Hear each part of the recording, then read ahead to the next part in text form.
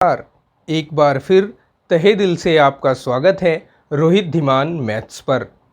Class 10th maths NCERT chapter 6 त्रिभुज triangle जिसको कहते हैं, एक्सरसाइज है 6.4 और इसके जो कॉन्सेप्ट है उससे आज हम इस क्लास को शुरू करने वाले हैं। तो चलिए बिना देरी किए जानते हैं इस एक्सरसाइज 6.4 का कॉन्सेप्ट क्या है। तो कॉन्सेप्ट है कि अगर हमारे पास दो त्रिभुज हों जो दोनों समरूप हों तो उनके जो अक्षेत्रफल होते हैं उनका अनुपात उन त्रिभुजों की संगत भुजाओं के वर्गों के अनुपात के बराबर होता है। ये है कॉन्सेप्ट और ये है थ्योरम जो इस एक्सरसाइज में हम प्रयोग करने वाले हैं। और इस थ्योरम को हम कहते हैं थ्योरम 6.6 यानी प्रमेय 6.6 को प्रमेय 6.6 एनसीईआरटी में इसको जाना जाता है। तो अब हम इसको बाय एग्जाम्पल समझ लेते हैं। लाइक एज हमारे पास ये दो त्रिभुज हैं ए बी सी और पी क्यू आर, ये दोनों समरूप त्रिभुज हैं। तो यहां पर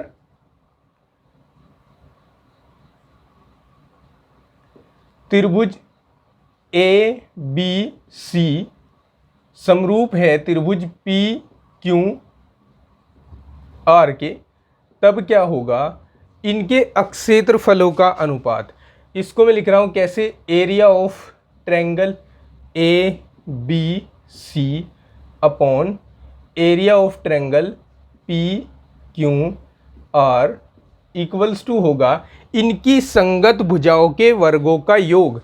ए बी के संगत है पी क्यू, तो हमें लिखना होगा A B square upon P Q square.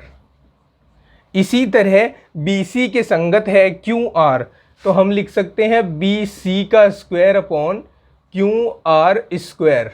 और फिर ए सी के संगत है पी आर, तो हम लिख सकते हैं ए सी का स्क्वायर अपॉन पी आर का स्क्वायर। ये है हमारा प्रमेय 6.6 जो हम इस प्रश्नावली 6.4 में प्रयोग करने वाले हैं। ठीक है, जो इसका स्टेटमेंट है वो स्क्रीन पर आपको शो हो रहा है, आप देख सकते हैं। इस स्टेटमेंट में भी यही बोला है कि दो समरूप त्रिभुजों के अक्षेत्रफलों का अनुपात उनकी संगत भुजाओं के अनुपात के वर्ग के बराबर होता है। अब आप चाहे तो इसको नोट कर सकते हैं दोनों चित्र बनाकर, और इस स्टेटमेंट का जो गणितीय रूप है उसको आप लिख लीजिए।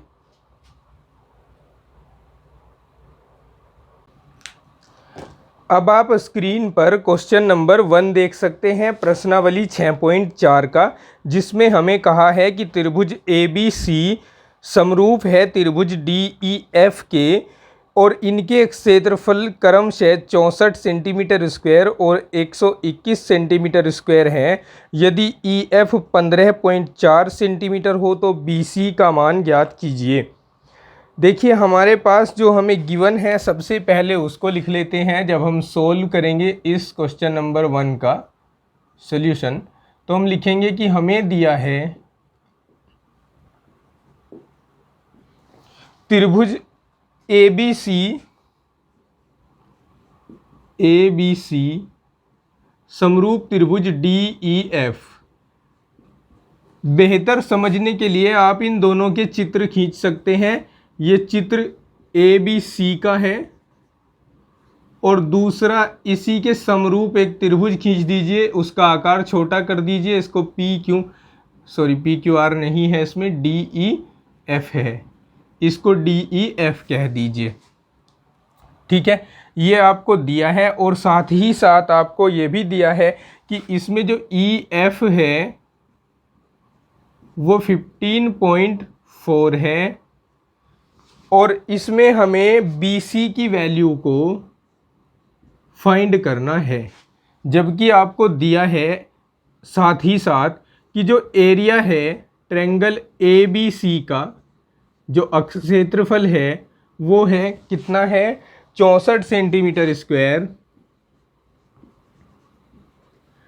और जो क्षेत्रफल है DEF का वो दिया है हमें 121 यानी 121 सेंटीमीटर स्क्वायर। तो अब हम इसमें थ्योरम 6.6 का प्रयोग करेंगे और इसके BC का मान हम ज्ञात करेंगे। हम लिखेंगे अब चूंकि समरूप त्रिभुजों, ये ट्रायंगल्स लिख दिया मैंने शॉर्ट में, त्रिभुजों के अक्षेत्रफलों का अनुपात, ये आपको इतना बड़ा लिखना नहीं है, पहला क्वेश्चन है, आपको समझाने के लिए मैं लिख रहा हूँ, आपको डायरेक्टली कहाँ से लिखना है वो भी बताऊँगा। समरूप त्रिभुजों के क्षेत्रफलों का अनुपात संगत भुजाओं के वर्ग के अनुपात के बराबर होता है। ठीक है, ये मैं आपको समझाने के लिए लिख रहा हूँ, आपको कैसे लिखना है इन शॉर्ट वो भी बता रहा हूँ। आपको लिखना था कि since ABC similar to DEF so area of ABC upon area of triangle DEF equals to, अच्छा ABC में कौन सी भुजा हो सकती है, BC हो सकती है, तो BC का स्क्वायर, और DEF की भुजा कौन है, EF है, तो EF का स्क्वायर। ठीक है, ऐसे करना था आपको, और यहाँ लिख देते पर में 6.6 से। ठीक है, ये हमारे पास है 64, तो हमने इसको 64 रख दिया। ये हमारे पास है 121, तो हमने इसको 121 रख दिया। BC स्क्वायर को एज इट इज लिखा और EF के स्थान पर उसकी वैल्यू को रख दिया 15.4 और इसका लिख दिया स्क्वायर। ठीक है, अब क्या करेंगे देखिए, अब हम इनको भी स्क्वायर रूप में लिख लें। जैसे ये 64 है, 64 को लिख सकते हैं 8 का स्क्वायर और 121 को 11 का स्क्वायर, तो इसे 8/11 का स्क्वायर लिख सकते हैं और इसे BC अपॉन 15.4 का स्क्वायर लिख सकते हैं। दोनों ओर से स्क्वायर हटा दें तो हमारे पास जो बचेगा वो होगा 8/11 इक्वल्स टू BC अपॉन 15.4। अब हम इनकी क्रॉस मल्टीप्लाई करवा दें। क्रॉस मल्टीप्लाई कैसे, इसकी मल्टीप्लाई इधर करवा दें, तो BC इक्वल्स टू 15.4 इंटू 8/11 हो जाएगा। 11 से इसे डिवाइड कर दें, 11 एकम 11, 11 चौक 44, BC बराबर हो जाएगा 1.4 गुणा 8 और गुणा करवाओगे तो 14 8 112 होते हैं, एक अंक के बाद दशमलव, ये आ जाएगा 11.2 सेंटीमीटर BC का वैल्यू, और यही वैल्यू आपको इसमें चाहिए था। ठीक है, अब आप इसको नोट कर सकते हैं। क्वेश्चन नंबर 2 है, एक समलंब ABCD जिसमें AB पैरेलल टू DC है के विकर्ण परस्पर बिंदु O पर प्रतिच्छेद करते हैं। यदि AB बराबर 2 CD हो, 2 गुना CD हो, तो त्रिभुजों AOB और COD के अक्षेत्रफलों का अनुपात ज्ञात कीजिए। ठीक है, चित्र नहीं दिया, चित्र हमें बनाना पड़ेगा इसका खुद ही। देखिए, इस क्वेश्चन में हम ये फिगर बना चुके हैं जो ABCD एक समलंब है इसमें। ठीक है, और इसमें AB समांतर दिखा चुके हैं CD के। ओके, और हम यहाँ लिख चुके हैं, दिया है हमें कि AB समांतर है CD के और हमें दिया गया है AB बराबर है 2 गुना CD। इसके बाद हमें जो इसमें ज्ञात करना है वो ये है कि हमें AOB जो हमारे पास त्रिभुज है जिसमें मैं ये डॉट लगा रहा हूँ, वो त्रिभुज, इसका अक्षेत्रफल, और दूसरा हमारे पास है DOC, इन दोनों त्रिभुजों के अक्षेत्रफलों का अनुपात ज्ञात करना है। ठीक है। तो अगर हम इन दोनों को समरूप त्रिभुज दिखा दें तो इनके क्षेत्रफलों का अनुपात इनकी संगत भुजाओं के वर्गों के अनुपात के बराबर हम रख सकते हैं। तो सबसे पहले हम इन दोनों त्रिभुजों को समरूप दिखाते हैं। लिखेंगे चित्र से त्रिभुज AOB व त्रिभुज DOC में देखिए सबसे पहले हम इस एंगल को इक्वल लिख सकते हैं। AOB का एंगल AOB और त्रिभुज COD का एंगल COD दोनों इक्वल है, क्योंकि ये शीर्षाभिमुख कोण है, दो रेखाओं के प्रतिच्छेदन से बने हैं। तो यहाँ लिखेंगे angle AOB equals to angle COD, ये है शीर्षाभिमुख कोण।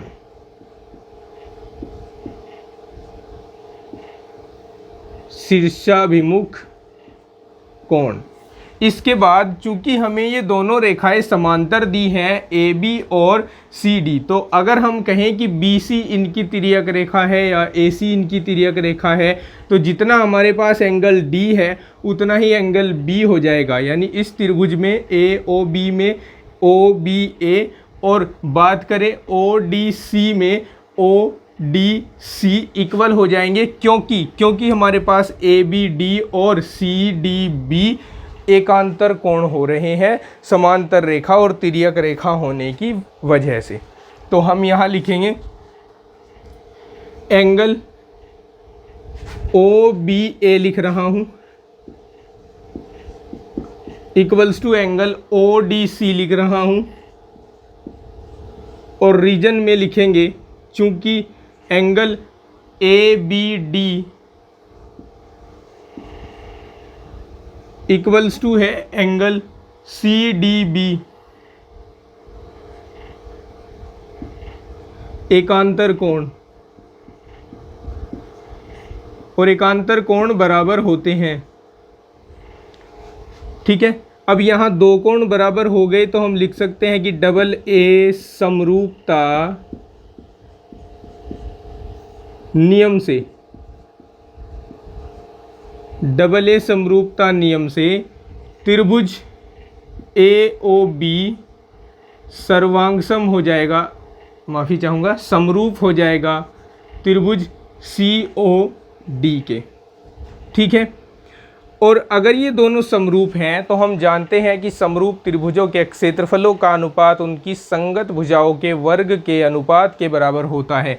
तो अब हम लिख सकते हैं area of triangle AOB upon area of triangle COD equals to, संगत भुजाएं लीजिए, इस AOB में AB की संगत ODC में कौन है DC, तो ऊपर AB का स्क्वायर और नीचे DC का स्क्वायर।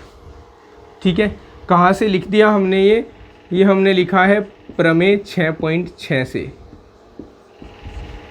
अब यहाँ हमने ऊपर जो दिया है वो लिखा था, उसको एक समीकरण नाम दे दीजिए आप, समीकरण 1। समीकरण 1 को अगर आप देखो ध्यान से तो AB किसके इक्वल है, 2 गुणा CD के।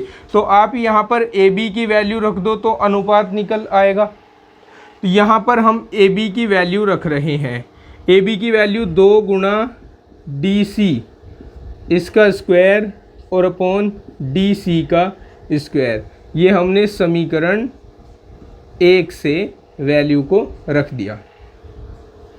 2 दूनी 4 गुणा DC स्क्वायर हो जाएगा upon DC square, DC square से DC स्क्वायर कैंसिल, नीचे 1 बच गया तो ये 4 अपॉन 1 बच गया। और अब हम इसको, ये जो अपॉन में लिखे गए हैं इसको रेशियोज़ के रूप में लिख सकते हैं। तो हम लिख सकते हैं या area of triangle AOB ratios area of triangle COD equals to 4:1, यानी 4:1 का अनुपात आएगा, और ये ही हमारे इस क्वेश्चन के लिए आंसर होगा। ठीक है, नोट कर सकते हैं आप, इसको कर लीजिए।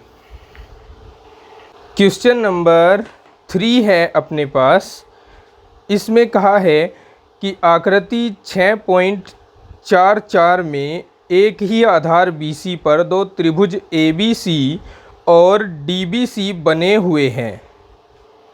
यदि AD BC को O पर प्रतिच्छेद करे तो दर्शाइए कि area of ABC upon area of DBC equals to AO upon DO है। तो सबसे पहले हम यह चित्र खींच लेते हैं अपने वाइट बोर्ड पर। देखिए चित्र खींच लिया है हमने।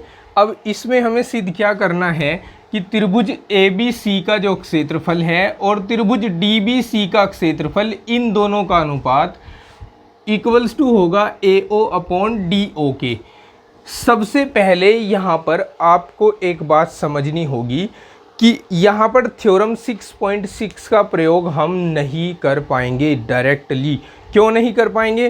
क्योंकि थ्योरम 6.6 में क्या होता है कि जब क्षेत्रफल दिए होते हैं तो संगत भुजाओं के अनुपात का वर्ग होता है, लेकिन यहाँ पर वर्ग नहीं दिया गया है।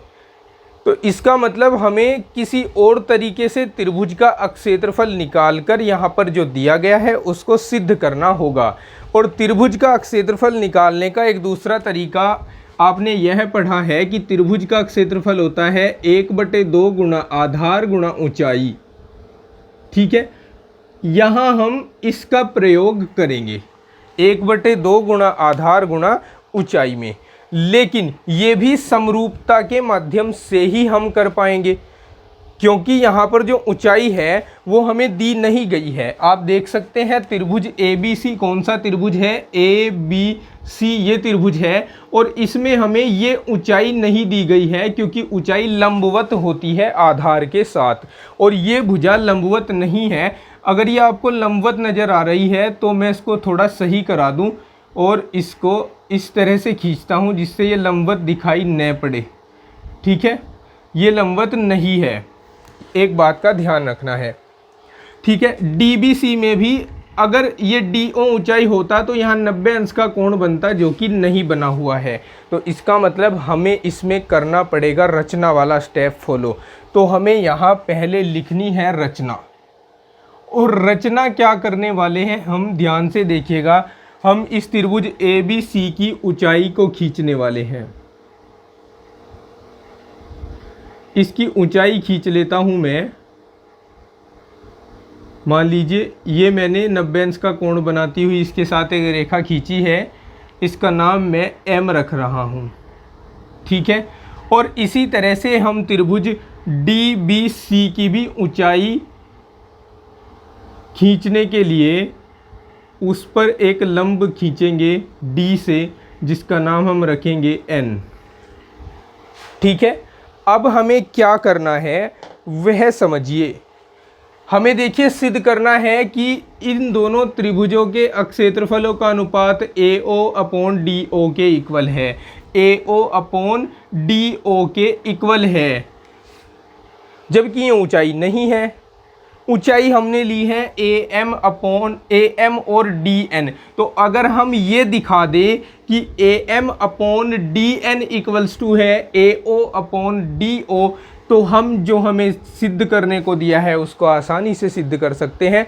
और ये दिखाने के लिए हम इन दोनों त्रिभुजों को लेकर चलेंगे जो आप चित्र में देख सकते हैं AMO, और इस त्रिभुज को लेकर चलेंगे जिसको हम कह सकते हैं DNO या DON, और इसको कह सकते हैं AOM। इन दोनों को दिखाएंगे हम समरूप, और फिर इनकी संगत भुजाओं को दिखाएंगे समानुपात में। फिर हम यहाँ से AM अपॉन DN को इंटरचेंज करा देंगे इससे। देखते जाइए अब ध्यानपूर्वक। रचना में लिखेंगे A से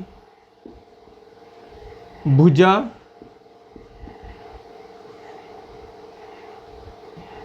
ऐसे लिखे कंबाइंड करके, A तथा B से भुजा D से BC पर लंब क्रमशः AM व DN खींचे। ठीक है, अब इसका प्रूफ देखिए। देखिए ये फॉर्मूला भी यूज करना होगा हमें, लेकिन इसका यूज बाद में करेंगे। अब देखिए पहले क्या करना है। चित्र से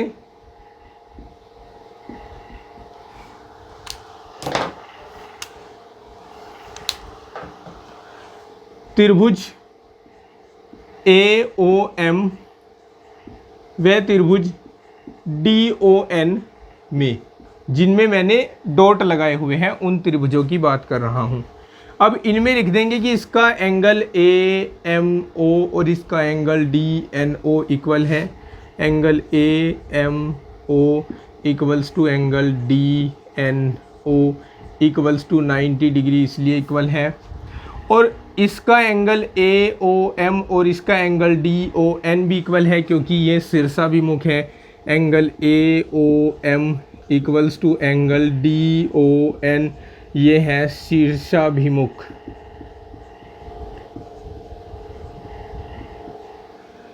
तो हम लिखेंगे इम्प्लाइज दैट डबल A समरूपता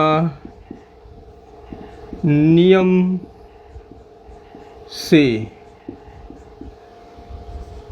त्रिभुज AOM समरूप है DON के, और अगर ये समरूप हैं तो इनकी संगत भुजाएं समानुपात में होगी।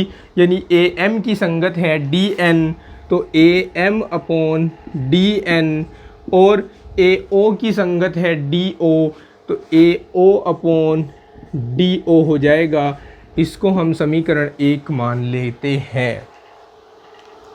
अब देखिए, अब जो हमें सिद्ध करना है उसका लेफ्ट हैंड साइड लेकर चलिए।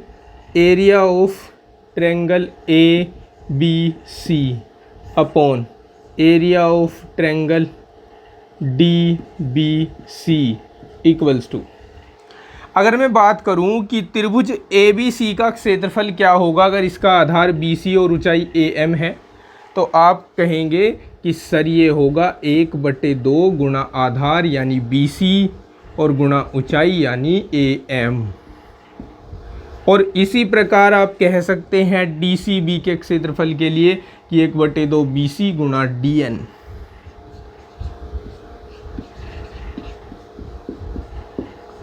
अब आप 1/2 से 1/2 को काट दीजिए, BC से BC को काट दीजिए, आपके पास बचेगा AM अपॉन DN। और समीकरण 1 की सहायता से AM अपॉन DN की जगह आप रख सकते हैं AO upon DO equals to AO upon DO। यहाँ लिख दीजिए समीकरण 1 से। तो आप लिख देंगे implies that area of ABC,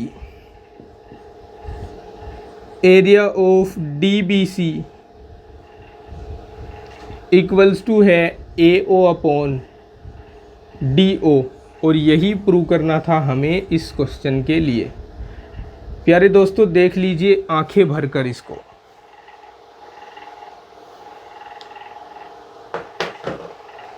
चलिए अब हम सोल्व करते हैं क्वेश्चन नंबर 4 को। इसमें कहा है कि यदि दो समरूप त्रिभुजों के क्षेत्रफल बराबर हों तो सिद्ध कीजिए कि वे त्रिभुज सर्वांगसम होते हैं।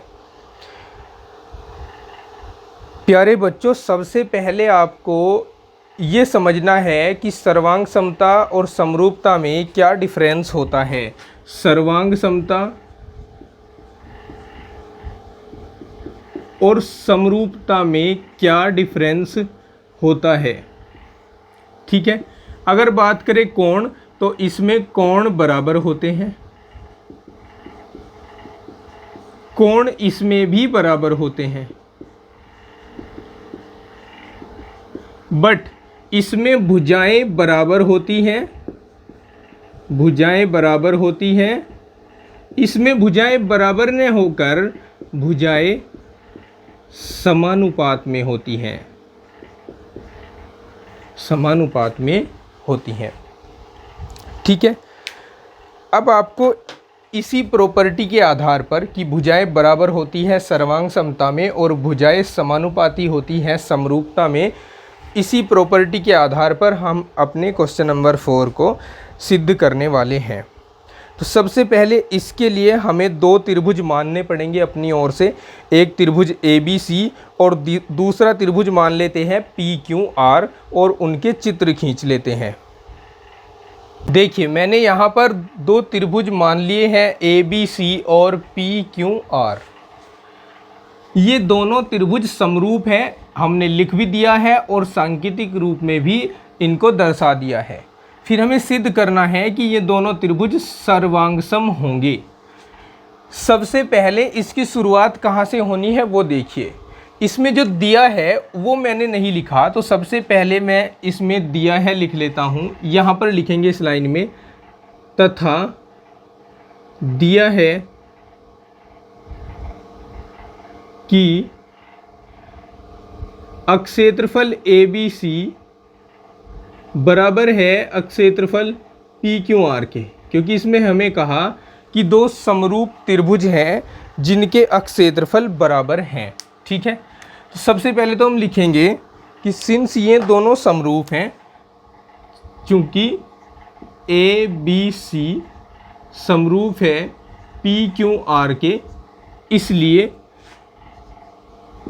ABC का अक्षेत्रफल बटे PQR का क्षेत्रफल, इनके जो क्षेत्रफलों का अनुपात है वो इनकी संगत भुजाओं के वर्गों के अनुपात के बराबर होगा, यानी AB² अपॉन PQ²। या इनको ऐसे न लिखकर हम AB अपॉन PQ का होल स्क्वायर लिख लें, इसको BC अपॉन QR का होल स्क्वायर लिख लें, और इसी तरह इसको AC अपॉन PR का होल स्क्वायर लिख लें। ये हमें अभी तक गिवन है, जो हमने लिखा है ये हमें दिया था। अब हमें इसे सर्वांगसम सिद्ध करने के लिए दोनों त्रिभुजों को दिखाना होगा कि इनकी तीनों भुजाएं बराबर हैं, क्योंकि हमें यहाँ कोण के लिए तो कोई क्लू नहीं दिया है, लेकिन हाँ हम भुजाओं के बीच संबंध स्थापित कर सकते हैं इनकी, और इनकी भुजाओं को हम बराबर दिखा सकते हैं, क्योंकि यहाँ लिखेंगे अब चूंकि जितना क्षेत्रफल ABC का है उतना ही क्षेत्रफल PQR का है, और अगर आपने इसको समीकरण 1 कहा है तब समीकरण 1 से, इस समीकरण 1 से क्या करोगे, देखिए इस ABC को हटाकर PQR और PQR को हटाकर ABC रख सकते हैं। तो आप यहाँ इस PQR को हटाकर ABC ही रख दीजिए, तो यहाँ area of ABC upon area of PQR equals to AB upon PQ का whole square equals to BC upon QR का whole square equals to AC upon PR का होल स्क्वायर। अब यहाँ एरिया ऑफ ABC से, sorry यहाँ पर ABC रखना था, ABC, तो यहाँ एरिया ऑफ ABC से ABC कैंसिल हो जाएगा, तो यहाँ बच जाएगा 1, और 1 को हम 1 का स्क्वायर भी लिख सकते हैं। ठीक है, AB अपॉन PQ का whole square equals to BC upon QR का whole square equals to AC upon PR का होल स्क्वायर। अब ये तीनों ही पद 1 के बराबर हैं और आपस में भी बराबर हैं, तो हम इनको अलग अलग 1 के बराबर लिख सकते हैं। हम लिख सकते हैं अब AB अपॉन PQ का होल स्क्वायर बराबर 1 का स्क्वायर। इसी तरह हम लिख सकते हैं BC अपॉन QR का होल स्क्वायर बराबर 1 का स्क्वायर, और AC अपॉन PR का होल स्क्वायर बराबर 1 का स्क्वायर। इधर स्क्वायर से स्क्वायर, स्क्वायर से स्क्वायर, स्क्वायर से स्क्वायर कैंसिल हो गया, और हम इनकी क्रॉस मल्टीप्लाई कराएंगे तो PQ की मल्टीप्लाई 1 के साथ होकर ये आ जाएगा AB इक्वल्स टू PQ। यहाँ से मिलेगा BC इक्वल्स टू QR, और यहाँ से मिलेगा AC इक्वल्स टू PR। अब इन दो त्रिभुजों में हम इनकी संगत भुजाओं को बराबर दिखा चुके हैं, तो हम लिखेंगे इम्प्लाइज दैट त्रिभुज ए बी सी व त्रिभुज पी क्यू आर में हम लिखेंगे एस एस एस सर्वांग समता से, यहाँ समरूपता नहीं लिखना है, याद रखिएगा, सर्वांग समता का यूज करेंगे क्योंकि हम इनको सर्वांगसम सिद्ध कर रहे हैं। त्रिभुज ए बी सी सर्वांगसम हो जाएगा पी क्यू आर के, और यही हमें इसमें सिद्ध करना था। ठीक है, आप नोट कर लीजिए इसको। डियर स्टूडेंट्स, आज के इस वीडियो में इतना ही। बाकी के जो बचे हुए क्वेश्चन नंबर 5 से लेकर 9 तक हैं वो हम वीडियो के नेक्स्ट पार्ट में सोल्व करेंगे, जिसका लिंक मिल जाएगा आपको डिस्क्रिप्शन में। इस वीडियो के एंड स्क्रीन पर भी आप उसको देख सकते हैं अगर आप 24 आवर्स के बाद यह वीडियो देख रहे हैं तो। और साथ ही मैंने इस चैप्टर की अभी तक जितने भी पार्ट्स वीडियो के बनाए हैं उनकी एक प्लेलिस्ट बनाकर उनका लिंक डाल दिया है मैंने इस वीडियो के डिस्क्रिप्शन में। अगर आपको पूरा चैप्टर वॉच करना है तो आप प्लेलिस्ट को वॉच कर सकते हैं। रोहित धीमान मैथ्स आपका अपना यूट्यूब चैनल है, इसको लाइक शेयर एंड सब्सक्राइब कीजिए। और अगर आपकी कोई क्यूरी है, कोई डाउट है, तो आप डिस्क्रिप्शन में दिए गए व्हाट्सएप नंबर पर व्हाट्सएप भेजकर अपने सवाल पूछ सकते हैं। मैं आपके सभी सवालों के जवाब देने का पूरा प्रयास करूंगा। मिलते हैं नेक्स्ट वीडियो में, तब तक के लिए अपना ध्यान रखिए, पढ़ते रहिए। Take care, bye bye.